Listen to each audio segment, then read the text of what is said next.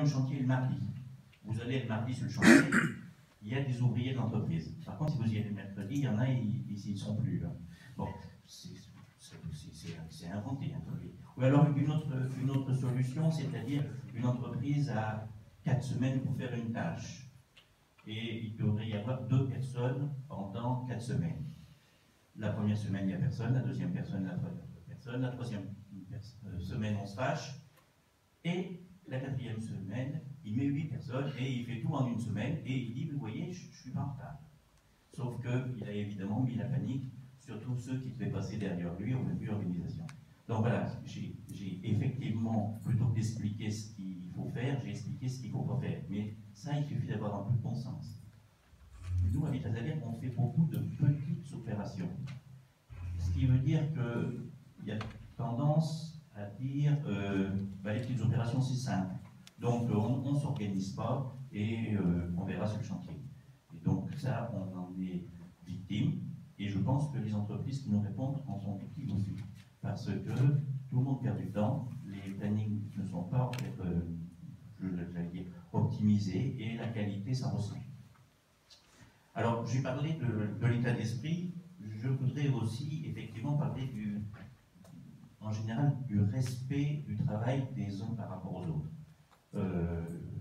Déjà, ça donne l'occasion, même si les entreprises ont l'impression, en début de chantier, de perdre du temps, parce qu'il va y avoir des réunions de préparation beaucoup plus longues que dans une opération classique, hein, mais ce temps va être largement gagné par la suite.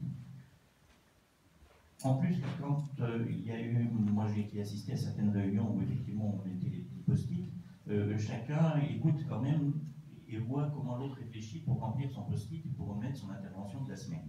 Donc il sait vraiment ce que va faire l'autre entreprise et il en tient compte. Et non seulement il s'organise en fonction de ça, mais il a un respect pour le travail de l'entreprise qui l'a précédé ou celle qui va le suivre. Donc cette vision d'ensemble de tous les entrepreneurs permet d'avoir une vision globale de la totalité du chantier et pas uniquement ce qui le concerne, et qu'ils ne lisent pas automatiquement dans le compte rendu que le lot qui le concerne, mais qu'il ait une vision complète du chantier. Et donc je pense qu'en état d'esprit, ça c'est vraiment important, surtout pour des petites opérations, genre ce que fait l'habitat. Merci beaucoup. Monsieur l'architecte, je vais poser exactement la même question, monsieur Luigi. Savoir vous ce que vous avez, nous présenter de votre point de vue de l'architecte et du maître d'œuvre de l'opération, cette opération, ce que ça a représenté pour vous, le bilan et qu'est-ce que ça a apporté. Alors, je vais, parce qu'ils ont déjà tout dit, donc ça va être difficile de rajouter quelque chose sans les paraphraser. Donc je vais quand même...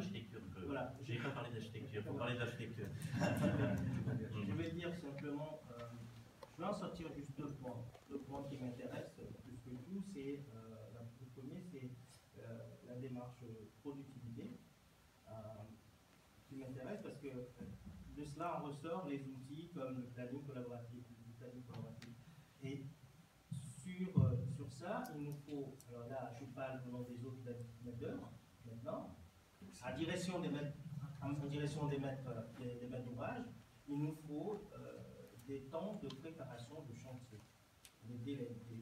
On a besoin de ça si on veut avoir préparé correctement un chantier. Il nous faut que les maîtres d'ouvrage nous donnent ce temps qui est nécessaire.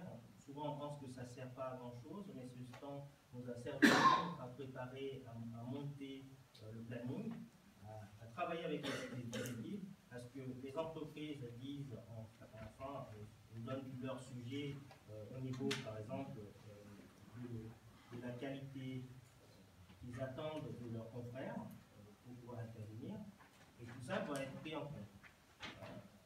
Le point que j'aimerais bien en ressortir de mon expérience avec c'est l'encadrement.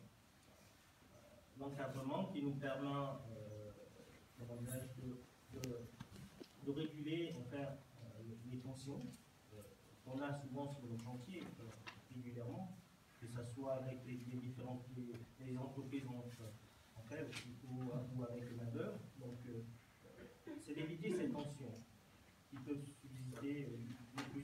faire. Donc, on a essayé d'avoir, par la discussion sur ce chantier, de réaliser un chantier où tout le monde a pu, sans les opprimer,